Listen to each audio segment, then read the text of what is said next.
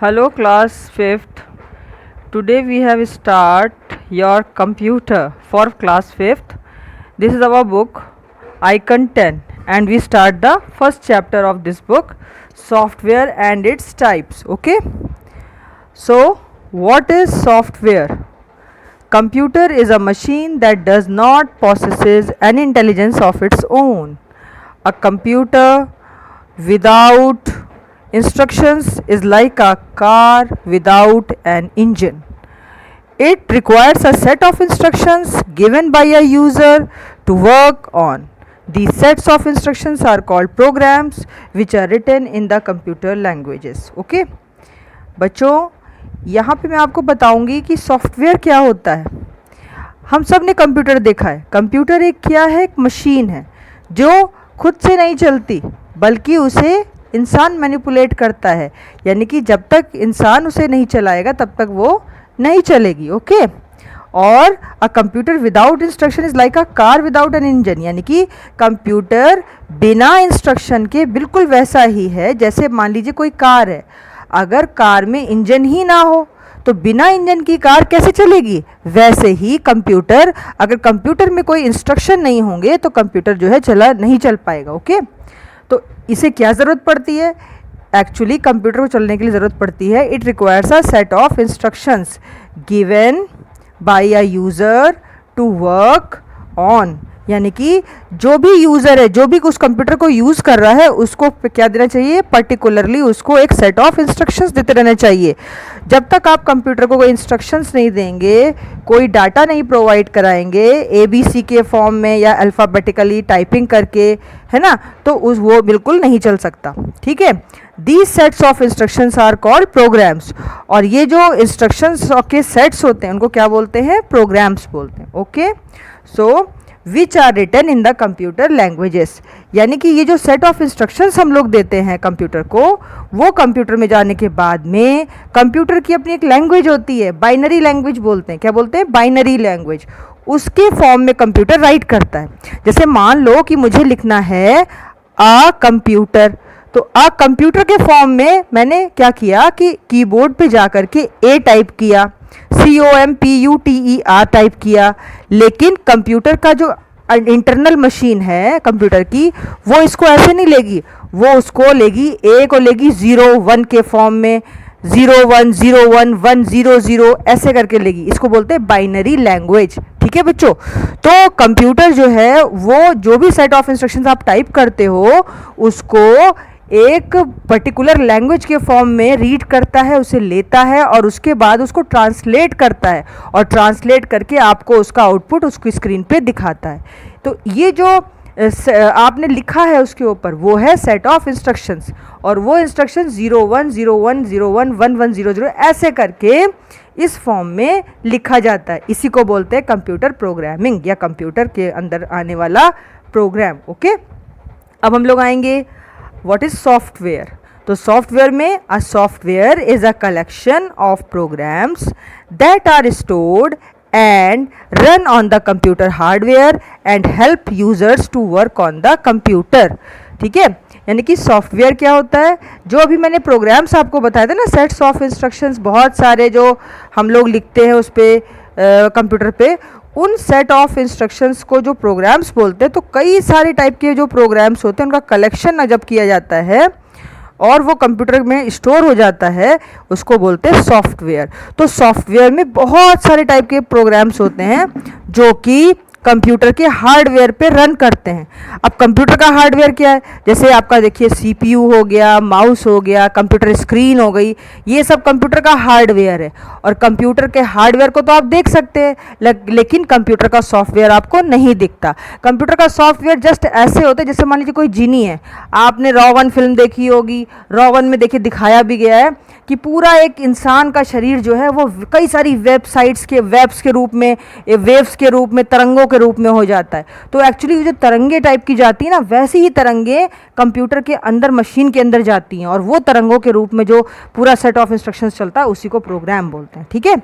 अब ये जो सॉफ्टवेयर है ये क्या है? ये प्रोग्राम्स का कलेक्शन है जिसको कंप्यूटर के अंदर स्टोर किया जाता है और उसको कंप्यूटर हार्डवेयर के थ्रू रन करवाने के बाद में ये क्या करता है, यूज़र्स के थ्रू हेल्प लेता है। मतलब जो यूज़र है, जो कंप्यूटर को यूज़ करने वाला है, जब वो कंप्यूटर पे वर्क करता है तो वो कई सारे सेट ऑफ इंस्ट्रक्शंस का कलेक्शन भेजता है, यानी कि प्रोग्राम्स का कलेक्शन भेजता है कंप्यूटर के हार्डवेयर के ऊपर, और वो सारा का सारा वेव्स के रूप में जाता है, जिसको बोलते हैं सॉफ्टवेयर। ओके, अब आता है ये जो सॉफ्टवेयर है, ये जो बहुत सारी तरंगे जा रही हैं कंप्यूटर के अंदर, ये एक्चुअली ये कंप्यूटर का एक पार्ट है।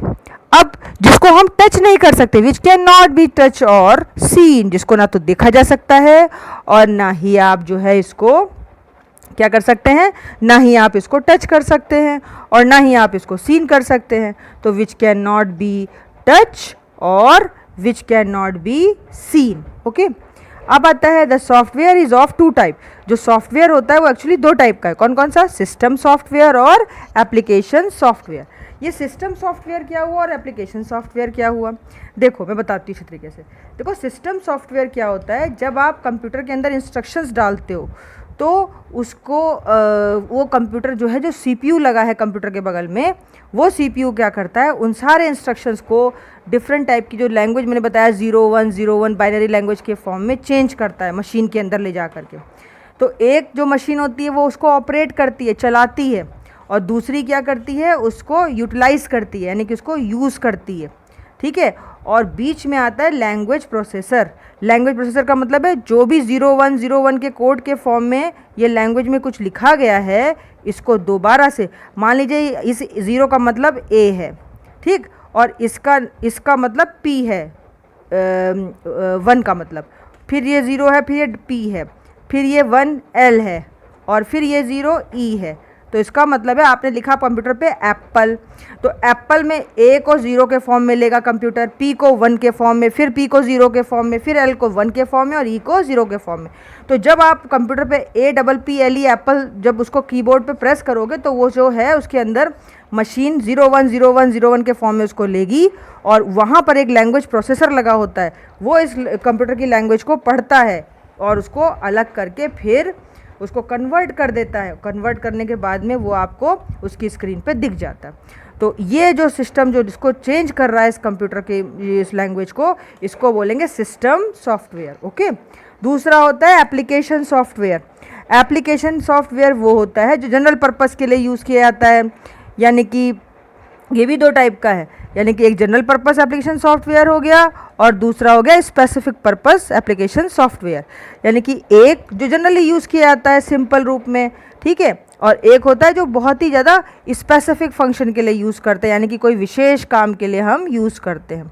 ठीक है, अब आता है बच्चों कि सिस्टम सॉफ्टवेयर जो है वो एक्चुअली है क्या चीज़। अब मैं आपको बताती हूँ सिस्टम सॉफ्टवेयर क्या है। System software is defined as a collection of programs that controls the overall operations and internal working of a computer system।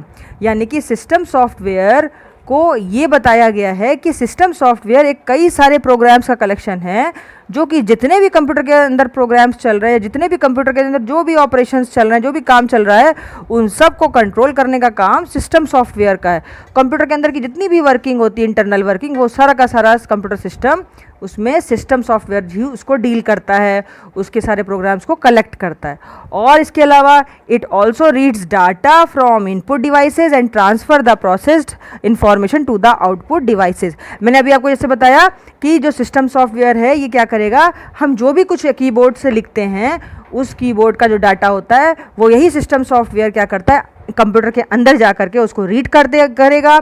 उसके बाद में उसमें जो लैंग्वेज प्रोसेसर लगा होता है वो उसको लैंग्वेज को पढ़ता है, लैंग्वेज को ट्रांसफ़र करता है पर्टिकुलरली, और उसके बाद में उसकी स्क्रीन पर दिखा देता है। ठीक है, अब आता है system software is of 3 main types. System software mainly कितने टाइप के हो गए फिर, तो 3 टाइप के। एक ऑपरेटिंग सिस्टम, दूसरा language processor and utility software. यानी कि एक तो ऑपरेटिंग सिस्टम हो गया, जो वहाँ पर आप जो भी एप्पल जैसे आपने टाइप किया तो उसका 0101 जो है उसको लेगा मशीन कंप्यूटर के अंदर। जब आप उसको कभी कंप्यूटर खोल के देखिए तो उसके अंदर बहुत सारा मदरबोर्ड होता है, बहुत सारा सर्किट होता है, तो जो सर्किट होता है वो ऑपरेटिंग सिस्टम की तरह यूज़ होता है। फिर उस ऑपरेटिंग सिस्टम के अंदर भी जो कई सारी वेव्स जाती हैं उसमें एक होता है लैंग्वेज प्रोसेसर। वो लैंग्वेज प्रोसेसर क्या करेगा, उस जो भी बाइनरी लैंग्वेज होगी 0101 के फॉर्म में उसको चेंज करेगा। अब उस 0101 के फॉर्म में जो लैंग्वेज है वो चेंज होकर के आपको मॉनिटर पर दिखेगी, उसकी कंप्यूटर की वीडियो स्क्रीन पे दिखेगी, तो उसको बोलेंगे यूटिलिटी सॉफ्टवेयर। यानी कि उसको बाकायदा जो है आपको शो करता है, एक अल्फ़ाबेट के फॉर्म में दिखाता है जो कंप्यूटर की स्क्रीन पर, उसको बोलते हैं यूटिलिटी सॉफ्टवेयर। ठीक है, अब आता है बच्चों ऑपरेटिंग सिस्टम क्या होगा। आई थिंक अभी आप इतना ही समझो, ठीक है, फिर मैं आपको नेक्स्ट वीडियो में इसके आगे बताऊंगी। ठीक है, तो टिल देन गुड बाय।